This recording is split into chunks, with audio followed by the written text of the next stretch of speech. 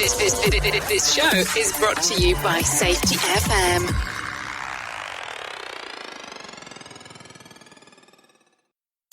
This is Safety Justice League.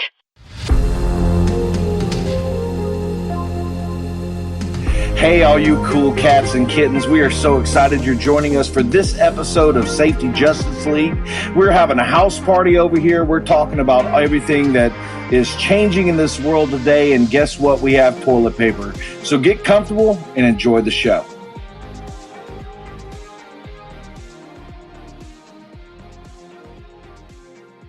So, I was asking you guys how your weekend was going, and it's interesting. There's a lot of people who are obviously getting stressed out about what's going on.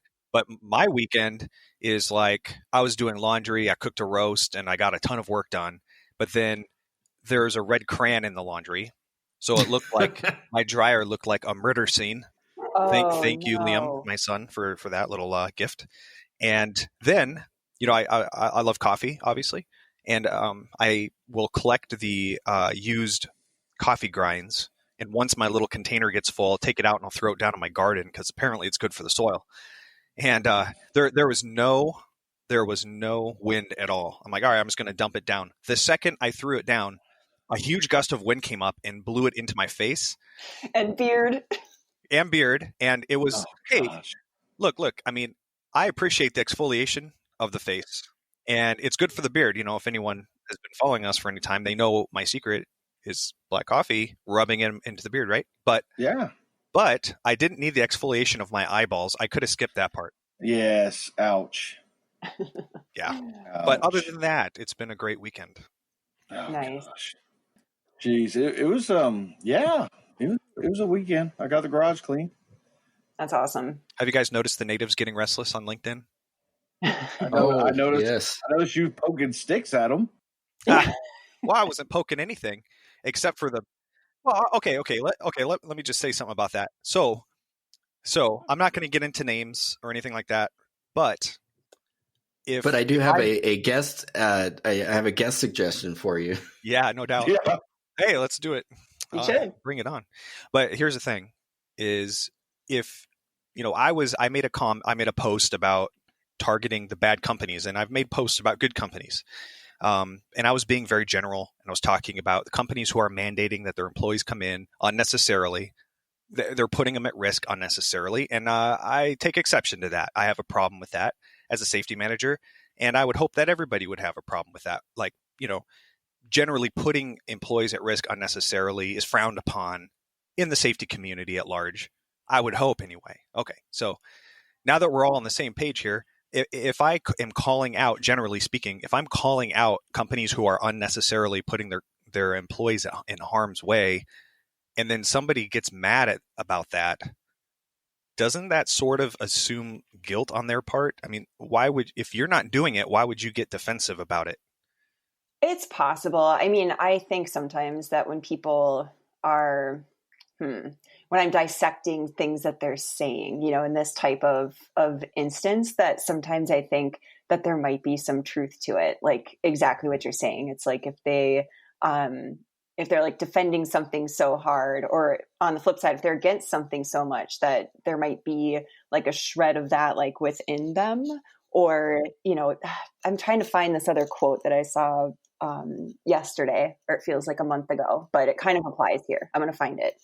It feels a lot like our risk perception is off. Everybody, even those of us that are good at defining things and really figuring out where the heavy hitting points are in regard to something, and we don't know what the risk is. It's all things that we hear, and a lot of it's sensationalized, and you've still got just wide berths of different, belief sets that people have about, the implications of this, who it can affect, who it can't affect, who's an essential employee and who's not.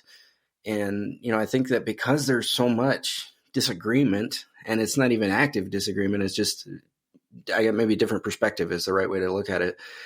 Because there's so much of that, we really don't have a good direction to tell everybody to go at the same time. And maybe that's part of the problem.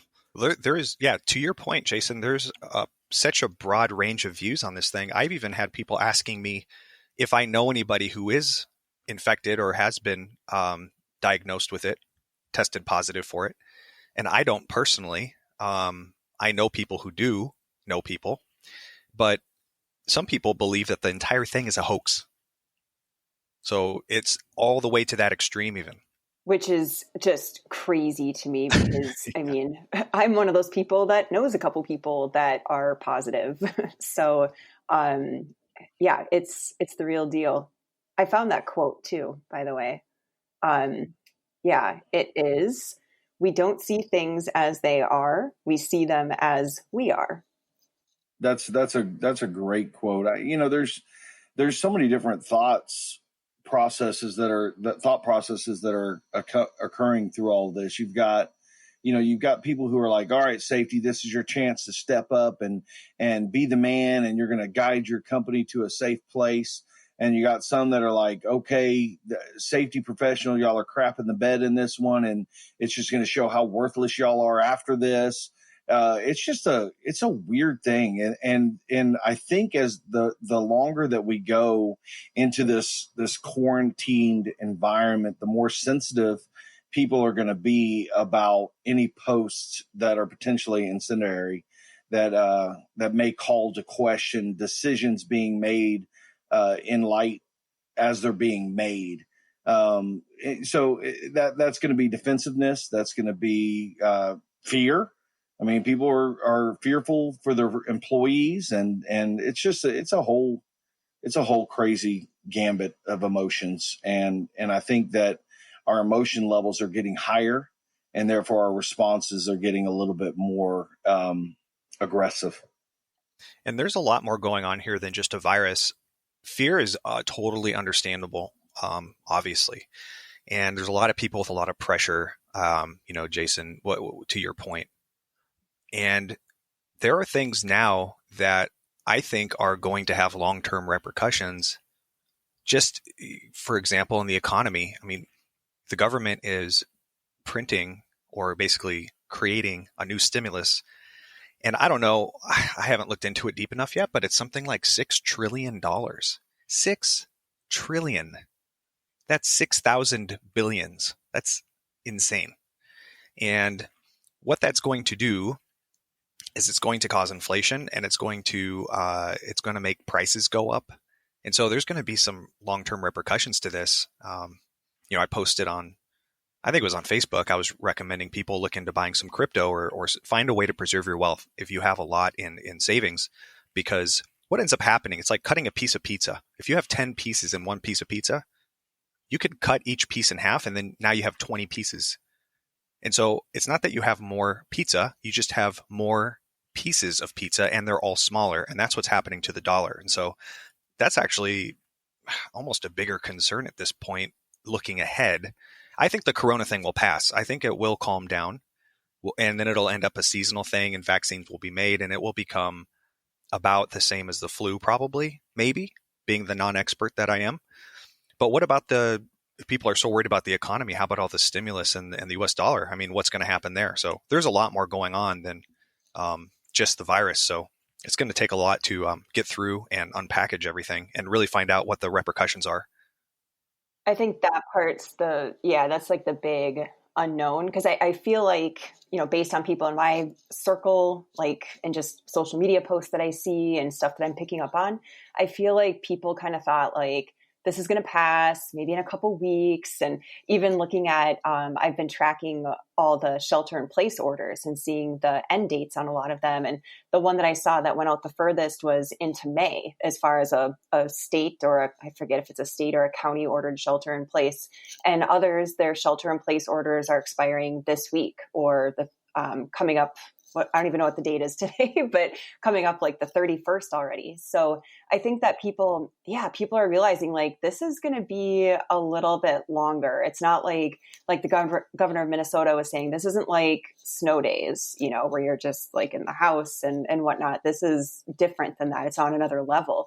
And like that whole economic fear, uncertainty, I think that is definitely what's in people's heads and in their hearts as they're coming across on different arguments. Or like one of my bones to pick right now is safety people or other people in that science realm are posting things without citations and without links back to sources. And it's scary because there is a lot of misinformation out there. And so I think people need to get their heads back on straight and remember who they are.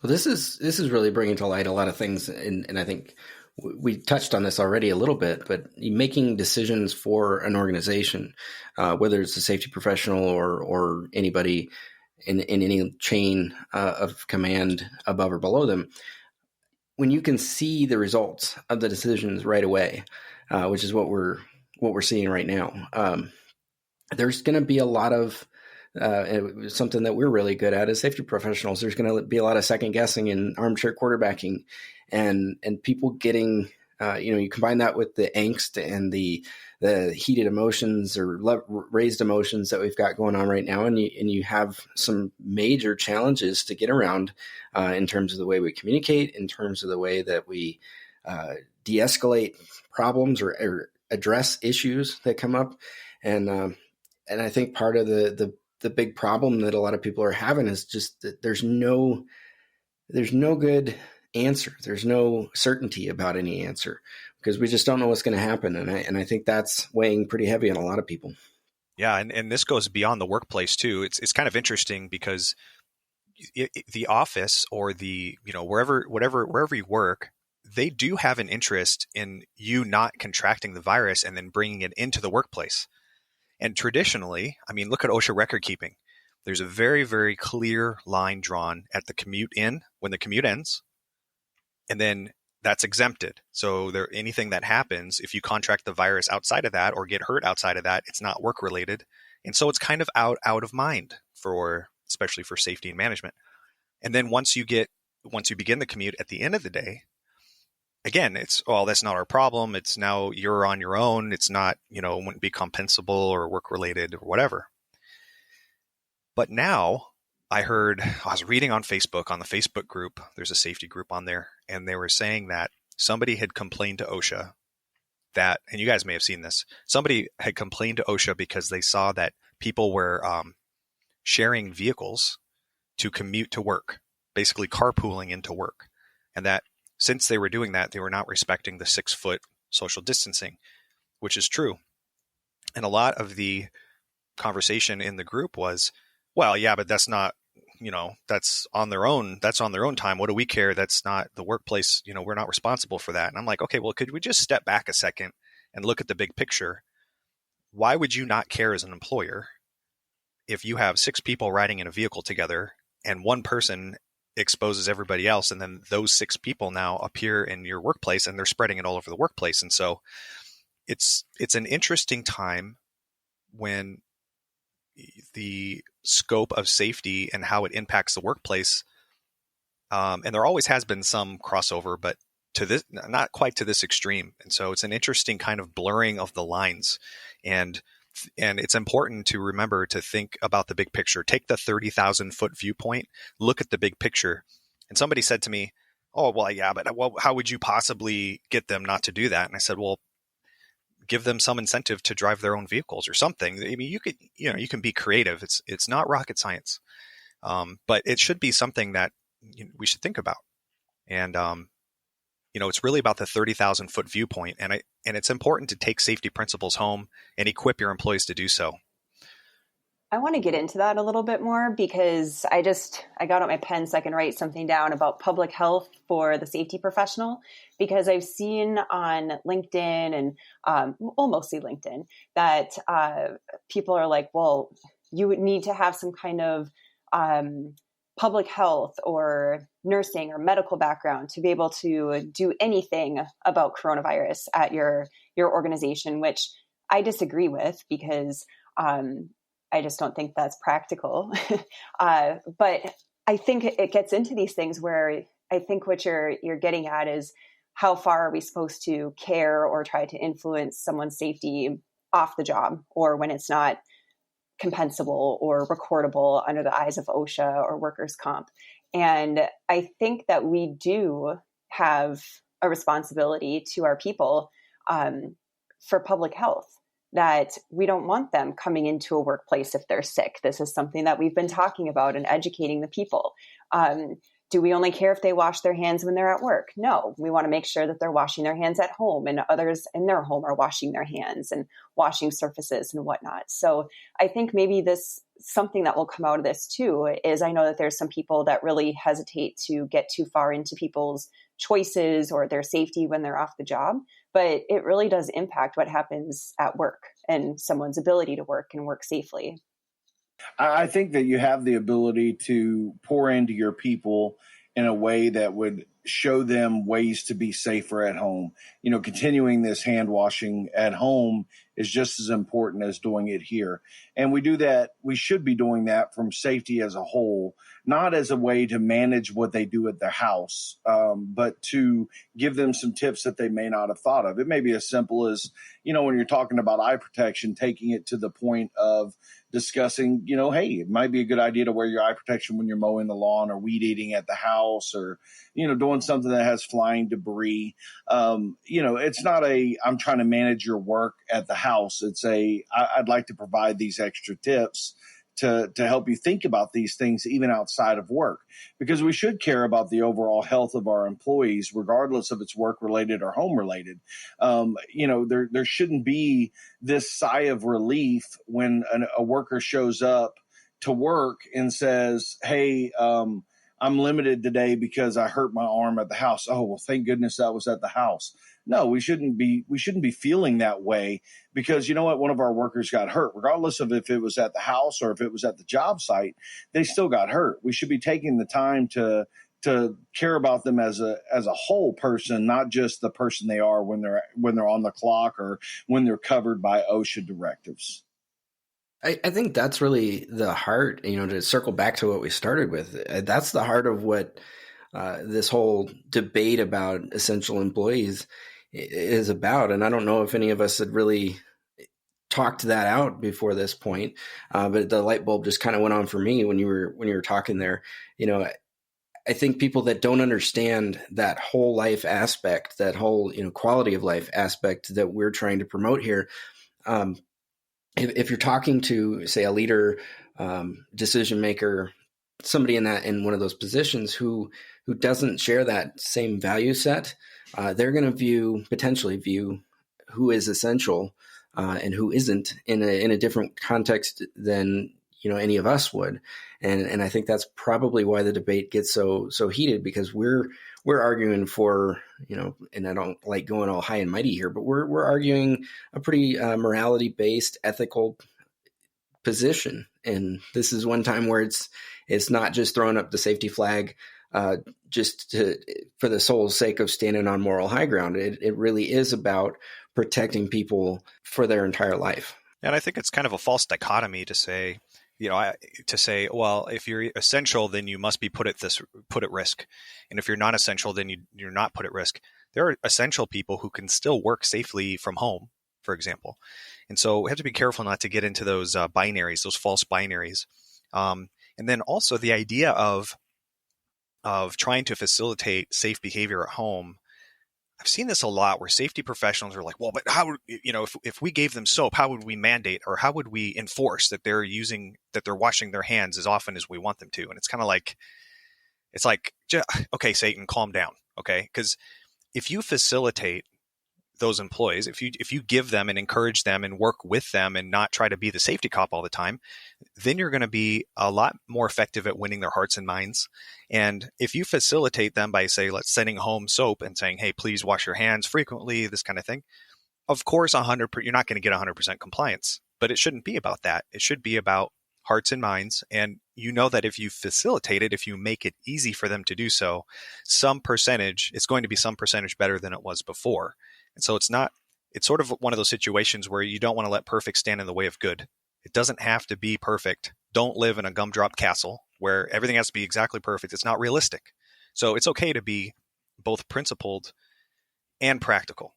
We have to have a little bit of both. That's good advice. I wanted to go back to the essential thing because I'm thinking maybe that's part of where some stress is coming from, that there might be people, whether they're in the safety field or otherwise, that are being told you're not essential. And, words matter. And maybe people have understood maybe in the past week or 2 weeks that there's a lot of things that they're not essential for, and essential might be the wrong word. But like what Nate said, that people are finding that they can still be effective and essential and doing that work from home in a different way. And not everybody is essential to be at a site 24/7 or whatever the requirement might be. But I feel that maybe that concept of you're not essential is kind of giving people a little extra stress, maybe. Well, and I think some, a high point to take from this and a challenge to anybody that's in that position where you're feeling less valued is to be innovative right now, be disruptive and come up with new crazy ways to get out and be with your workforce, even though you can't be there with them. We've got crazy technology these days that we just don't use to the full capability that we could. And a lot of it doesn't even take investment. You can do FaceTime with your phone, really simple, really easy. You could come up with a work Snapchat, to communicate in picture form back and forth. So there's all kinds of things that people could be doing right now, or that safety professionals could be doing right now from home, to still provide the kind of value that an organization should be getting from us, rather than that, that cop mentality that we're all trying to still fight. I got a really great compliment from one of my branch managers the other day. He called me up and he's like, "Hey man, these little videos," because we have this thing called a Marlin board where we can upload images that will play on their TVs at their divisions. And so when I do my little safety moment video, I upload it so it hits every division. So when they come in to get their dispatch out paperwork or whatever, through that rotation, if they happen to be in there, when my video comes up to rotation, they get my safety moment. And he called me to tell me that one of the guys was like, "Man, I really like this. He's a different type of safety guy. Look at this, man. He's doing videos, just to stay in touch with us, man. That's really cool. Because I know they're making him work from the house, and just getting that little video." And I'm not trying to get kudos or anything like that. I was happy that what I wanted to do, which was remain in their presence and remain talking to them, it was just awesome. It was awesome to be able to get that feedback and realize that what I was hoping to do was working. That's so cool. It reminds me of whatever podcast we recorded with each other last, where I brought up my cliche Gary Vaynerchuk advice, but he had given advice about what people should do during these, difficult times, or if they feel maybe that they're not essential or not contributing. But the 3 words were patience, perspective, and innovation. So I really think safety people are in a great position we have a great perspective. Maybe people can work on their patience, but for sure people need to work on innovation right now, because you're right. There's tons of things that people could be doing to still be engaged with the workers, even if they're working from their house. And if you're lacking inspiration or don't know where to start, you can always go to Safety Justice League on YouTube and find all of our suggestion videos and past records of questions that we've answered and what we think is creative ways to address safety issues. So there's a little shameless plug there. Go and check us out on YouTube. We've been talking a lot about how to innovate as a safety group as a whole, just the safety job, the safety profession, how we can innovate and talk to people. So I just want to talk for a second. How can the Safety Justice League innovate and reach out to these safety champions in these times, or we may not be able to go to their job sites. We may not be able to reach out to them. So how can we do stuff? What can we do to stay in touch with them? Well, I think we can continue to lead by example. If people have been following the content ever since the Ask a Safety Pro videos were on LinkedIn and now still on YouTube, and then even through this podcast and through Jason Lucas, through your social media safety minutes, I think people need to, or I shouldn't say people need to do this, but I would suggest that people try some of these things on, like try making a 1-minute safety video if you're at your home office and want to get a message out to all of your workplaces that you have responsibility over, or to all of the safety people that you have responsibility over if you're in that manager or director role. Just try it out, see what happens. Especially in these times when we're not having a lot of in-person connection, it's surprising that a video, it doesn't take the place, of course, of in-person communication, but it is fun to see someone's face once in a while. It's good to see their face with their voice. And it's even fun to see them in a different setting. Maybe mess around with the different backgrounds around your house, or go outside, or incorporate the dog, or whatever. I think that's something that safety champions, if they're in that position to influence and lead, that I think they could try some different things with their messaging to take the place of that in-person stuff, because we can't be more than 6 feet away from each other anymore. And it could also be a really good opportunity for safety professionals who are tired of measuring things in the negative, are tired of the focus on failure, are tired of their KPIs being tied to people getting hurt. Maybe now's a good time to start measuring in the positive. Since it's so important to be proactive when it comes to the virus, because people can be carrying it without having to, with being asymptomatic. People can be spreading it without even knowing it before they have symptoms. So what are the valued behaviors? Let's talk about, going back to the basics, the fundamentals that a lot of the safety profession has kind of started to come around to in leading indicators. Leading indicators are just valued behaviors. What are those valuable behaviors? What are those things that that we all know, that you just go to the CDC and you can read them. What are the things that we know will help stop the spread of the virus? And start tying incentives to those things. Start setting goals on those things. If you have hand sanitizer outside of the bathroom, right? Hopefully people will be, you can encourage people to use the hand sanitizer every time they touch the doorknob right afterward. And then what you can do is you can observe. And I don't mean like police. I mean observe and figure out, and maybe do it in a way that's not police-like. Maybe put a counter on the door so every time the door opens, and then put a mechanism on the dispenser. And hopefully there's going to be one dispensing of the Purell every time somebody comes through the door. And let's say it's 90%. 90% of the time people are, sanitizing their hands right after they go through the door, they've touched the doorknob. Okay, well then you communicate that out to your employees and you work with them in order to get that to 100%. And, you can have fun with it. Make a game out of it. Put people in teams, have a little friendly competitions, have little rewards. It doesn't have to be money. It could be anything, but just start counting, identify valued behaviors, and start encouraging and incentivizing those things. Maybe this is a good time to start moving that needle and change the status quo away from measuring failures.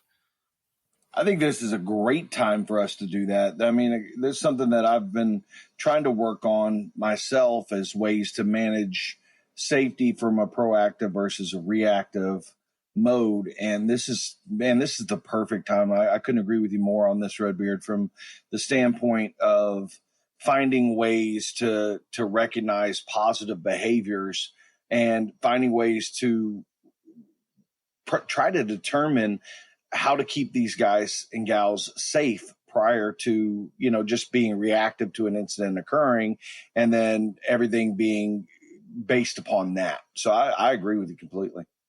I think it's also a good time to bring in a health focus. I think people are more open to hearing messages about health. And so the NIOSH Total Worker Health Initiative, and also if you're in construction, the AIHA released a focus for construction health hazards. So it could be a good time to kind of regroup on some things and look at those health hazards and hygiene and sanitation types of concerns that we sometimes overlook on our work sites.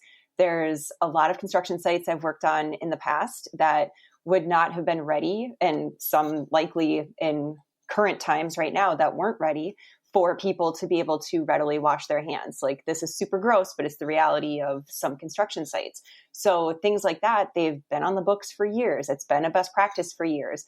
And so looking at some of those basic health and sanitation concerns on our work sites, I think now is a good time to bring up that focus, and maybe to be able to continue that focus further down after coronavirus is over.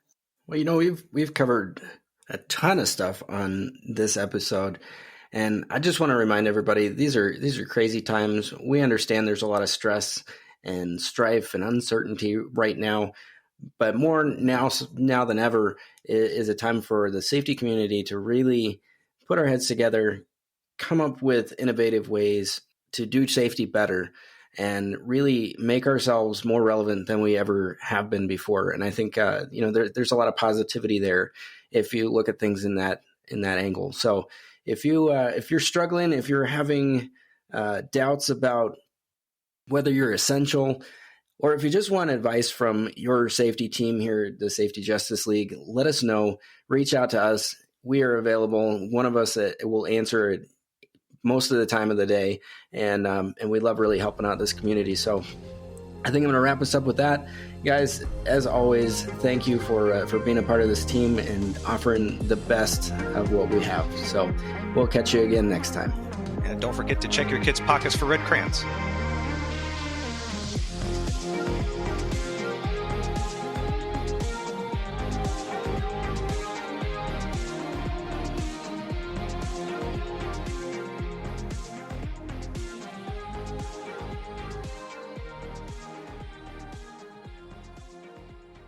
You are listening to Safety Justice League podcast on Safety FM.